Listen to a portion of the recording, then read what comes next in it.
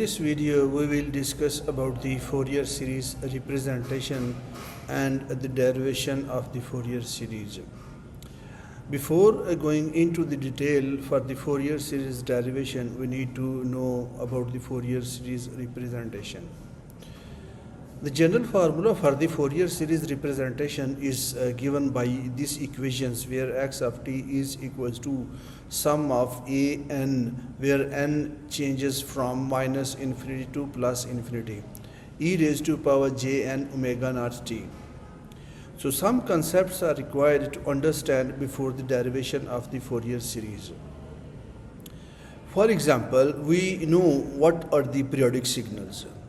We know the conditions that for the periodic signal x of t is equals to xt plus t, where capital T is always positive and non-zero. And if this is the condition, then we can say that the signal is the periodic signal. So in the periodic signal, t is the fundamental period of the signal, which is keep moving if it is 2t or 3t or 4t, but the t is the fundamental period of the signal. What about the fundamental frequency? We can write the fundamental frequency omega naught is equals to 2 pi by t, which we can write in term of f, because we know that f is basically the frequency which is equals to 1 over t, capital T, which is the time period. Then we can write the fundamental frequency in this format, where omega naught is equals to 2 pi f, because in this equations 1 over t is replaced by that f.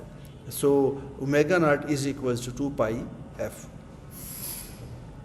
For some other periodic signal, for example sine omega naught t, then we can write the fundamental period of this signal t is equals to 2 pi by omega naught, where omega naught is the fundamental frequency of that particular signal. Or we can write the complex signal x of t is equals to e raised to power j omega naught t, and the fundamental period of this signal t is equals to 2 pi by omega naught. We know that it is a complex signal, which is the combination of sine and the cosine signal. We can represent some sets of continuous exponential periodic signal. For example, phi of k is equals to e raised to power j omega naught t. It can be positive, it can be negative. E raised to power plus minus j 2 omega naught t plus e raised to power j 3 omega naught t, and so on. So that is a linear combination. We can write in this format phi of k is equals to sum of where k ranges from minus infinity to infinity, e raised to power j k omega naught t. So we can represent that equation using this format. So if you want to represent any vector, for example, so you have vector 1 v1 and you have another vector v2, and you want to represent the representation, like if you want to approximate v1 with respect to v2, then you have to draw a projection from v1 to v2, so which is represented by c12. So c is basically the coefficient of approximation. So then you can write that v1 is equals to c12 v2, so that is the v1 in term of v2, where c12 is the coefficient of approximation. Similarly, you can draw another vector where x of t is 1 and phi of k is another vector, and you can write x of t in term of phi k. So it means that you have to draw a projection from x of t to phi of k, so which is ak. So ak is basically the coefficient of approximation, and then you can write x of t is equals to ak phi k.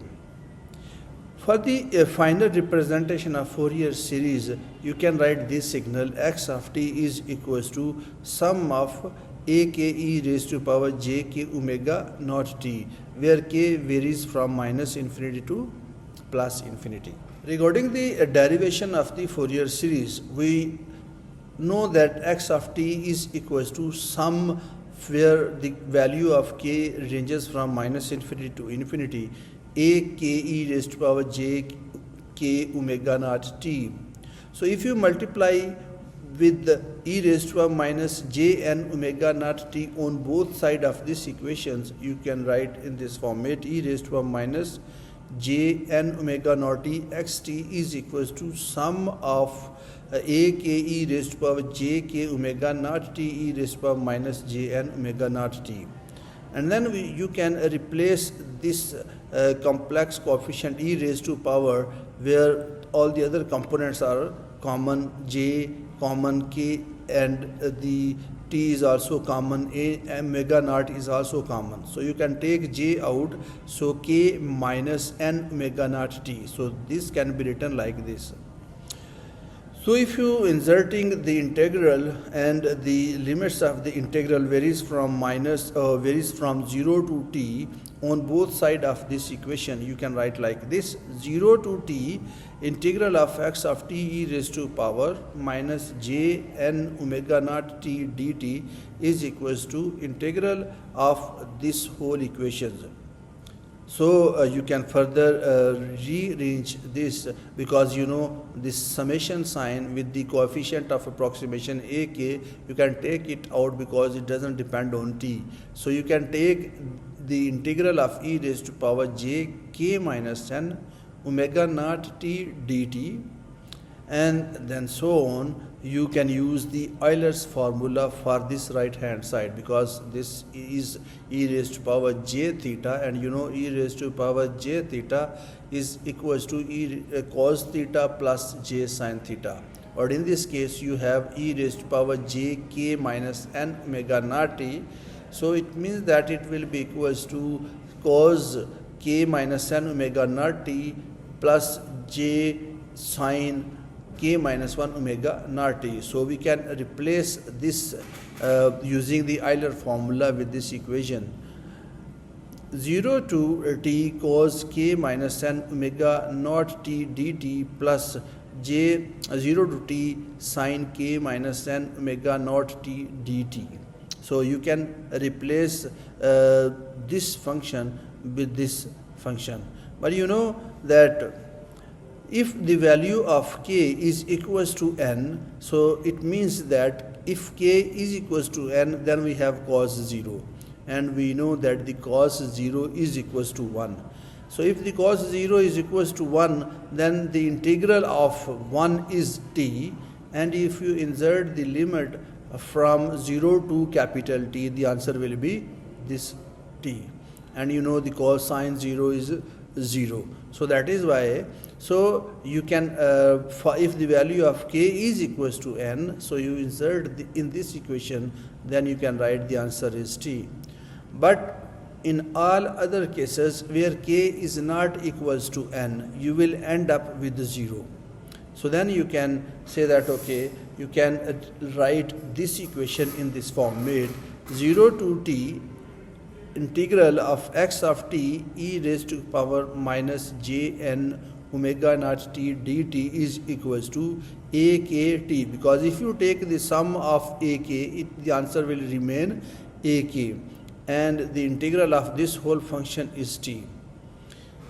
And then you can say that a k is equals to 1 over t, where the limits of the integration ranges from 0 to t x t e raised to power minus j n omega naught t.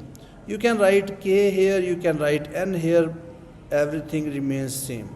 Like if it is x of t, the summation of k minus infinity to infinity a k e raised to power j k omega naught t, you can say that okay, it can be equals to a k is equals to 1 over t, the integral where the limits of the integral 0 to t x t e raised to power minus j k omega naught t dt.